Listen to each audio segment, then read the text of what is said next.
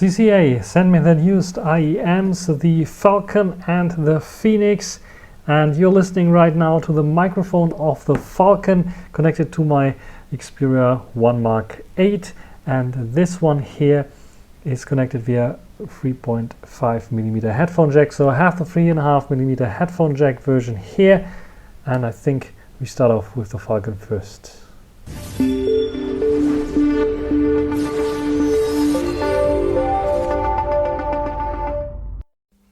As far as I know, CCA is not part of KZ anymore, but still we have a very familiar packaging where we have the IEMs inside. Inside we find the cable as well, which is also the typical cable that we know from CCA and KZ. And this one here comes with an inbuilt microphone here with a small little button that you can press, and this allows you to go and start and play or skip to another track and so on. The housing here seems to have plastic. I don't think this is metal. Maybe it is metal, but it's just the plate being metal. The rest is resin here. We have the QDC connectors there. We have something that appears to be like an opening, but there's a mesh in front. It's not completely open there. But it is giving us a little bit of an airy feeling when you have them in your ears, which is quite nice. Inside we have two dynamic drivers, but I will tell you why this is not the typical two dynamic drivers that you expect. We have a nice nozzle there. It comes with the mid-size ear tips by default. I swapped them out for the larger ones because they fit my ears a little bit better, and of course you get also smaller ones in the packaging as well. It's like under 20 bucks, I think, and this is like very decent for build quality for this. You can swap out the cable for something better, swap out the ear tips of course for something better, and then you have a very good experience with them. You see that they are a bit on the thicker side, I would say there, but it is two dynamic drivers. This is like a CCA logo there, which is also quite nice. And fit and comfort, let's talk a little bit about that. Fit and comfort wise, they fit nice in the ear, but they are like, you see it protruding a little bit on the ear, so forget about sleeping with them. It puts too much pressure on it. And in terms of like how do they seal when they are in the ear, they seal quite well, but because they have this like vent openings, I guess, it is not a complete enclosure. I still hear my voice here, even a bit muffled, but I still can hear it. And the cable is nice dangling around, and no issues there with this. Comfort-wise, however, what I noticed is, especially in my left ear, I have some pain. I got some pain with this, especially here around the ear, this side here of the ear where the cable is going in. So if you have it like longer in your ear, you might run into a bit of pain issue because they are a bit heavier, can fall a bit down and can put a bit more pressure on your ear than you might be used to with a single dynamic driver. But otherwise, comfort-wise, I have nothing to complain. It's a typical CCA build that we know and love. It's fitting nicely. Doesn't have anything else like scratchiness or issues there with the fit and comfort in my ear otherwise. But let's talk a little bit about the sound quality, which is quite interesting. They don't have any graph here on top, but what you immediately notice is that they are a bit lacking in terms of bass, so that this is like not your typical two dynamic driver hybrid setup. This is more or less a typical mid and high focused IEM with a little bit of more sound stage, because I think, and this is one of the things that I read and I can confirm, it is more meant for gamers that want to listen, especially first person shooters, want to listen where the enemy is going, from left, forward, backwards, behind you, or going to the right.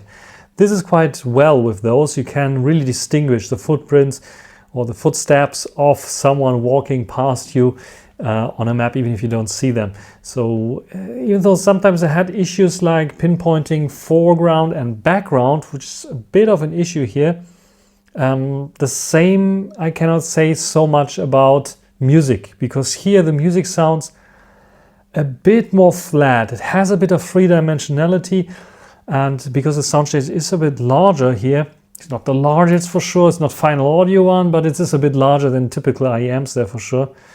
The forwardness of the vocals is a bit of yes, they are forward, but they're not directly like forward here in your ears or there. They are like still behind your ear singing somehow, if you understand what I mean. This is at least what I got. And they're also, even though they're a bit mid-centric, I don't think they're too mid-centric, because the mids are there, yes, they are more pronounced than the bass is, but more the highs are more focus on of those here.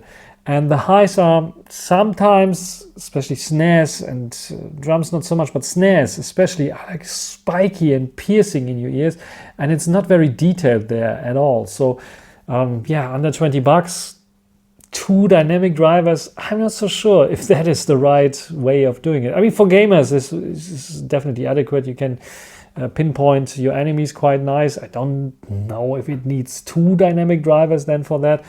But yeah, music-wise, I miss a little bit of warmth in the music. There a bit of bass. Yes, there is some bass for sure. It can be sub-bass, it can be a bit punchy, but it's not warm. It's definitely not muddy, but it's very weird in a way. So it's very, very weird tuned. It's also not like flat tuned in a way where you get tons of details and forward vocals. It feels like the vocals are there. They're a bit more forward than the bass, but definitely the highs are the ones that are here elevated a lot and too much in my opinion. So not sure if the USB Type-C version, if there is even any, I think there is a Type-C version, has tuning options, because this default tuning here I really don't like too much. I mean, for listening to podcasts it's okay because you don't need so much bass there, but you also don't get the warmth of male vocals then so much, which is a bit of lacking there. In terms of music, yes, you can listen to music there, but if I have to choose those here under 20 bucks, maybe 18 bucks right now, and then the Phoenix, which is like a little bit more than this, like 25 bucks or something, I would rather go this route here than this route, because this is just too clinical, too piercing. And with the pain that I have in my left ear when wearing them, because of the thicker size, I would rather go and see some other set than this one here. Nevertheless, if you're a gamer, probably this might be more interesting, because you don't have this bit of muddiness and bass. You can clearly hear the footsteps. So yeah, for gaming sessions, probably good. For music sessions, podcasts and movies, only if you don't want to sit directly in the action. You want a bit more atmosphere for sure, with this more openness that we have with those ones here. But yeah, detail level is it's killing it. It's not very detailed.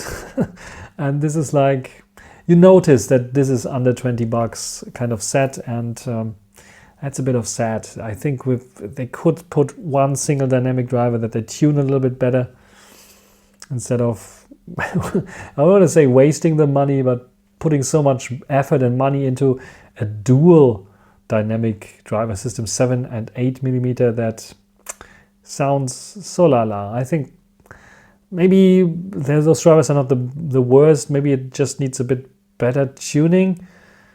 But one should be there for, I think, bass, and the other one for the mids and highs. It almost sounds like the bass one is not really working. If you have a really bassy track, then yeah, it's there, but it's definitely as if it's low powered. And that's a bit of a shame, for sure. I think they have more potential. It just needs a bit of better tuning. Yeah, that's my quick review of the Falcon. Let's come to the Phoenix. So here we have the Phoenix, a much larger packaging and a unique new packaging for sure for CCA, and this is why I wanted to show you the unboxing as well, the complete unboxing there. It's still the, where is it written, the 3.5mm with microphone silver version in this case. And yeah, we can open it up like this. You can see, woo, this unboxing is definitely a better experience. We get this Phoenix bird here with this nice little name card. Probably hang it somewhere. Then we have this nice presentation of the left and right earbuds here called Phoenix. As you see, we have the silver version. There's a, I think, violet version or pinkish version available. No, violet version more, or purple version. I think purple is the correct term for the color. Available as well, but I like this silver one. I think a little bit more. It's glossy, shiny, but it's metal. So this alone here, build quality wise, is definitely better. It's full metal enclosure, no resin as far as I can wear. Maybe the nozzle there, a bit of resin there. I think we have the large tips already on. Maybe it's the mid-size tips. We get a nice pouch, so you also get a bit more in terms of accessories there. And this is one of those pouches that you can open up like this, and there we find the cable and we find the ear tips. Of course, those are the typical ear tips that you have, like a small and large it should be.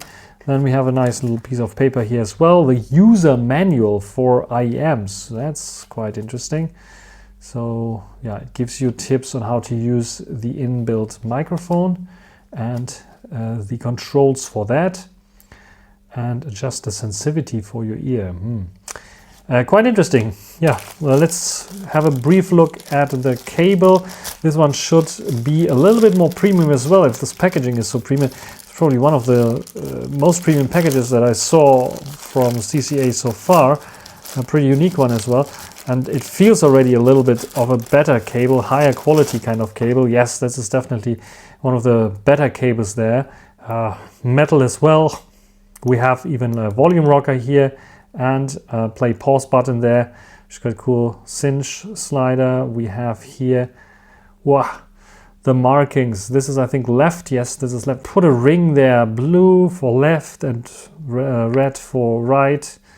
No cinch slider, does it? Ah, it has. It's a plastic one. It's an invisible one. Yes, we have this as well. So yeah, I will put it on and will tell you more.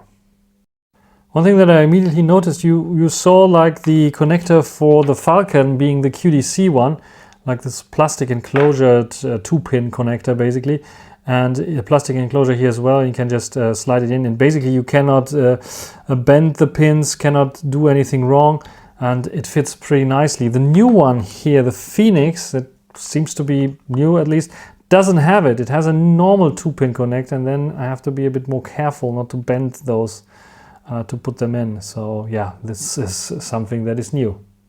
What I notice immediately, if I put them in, much more muffled. They're not open back, they're not letting in something.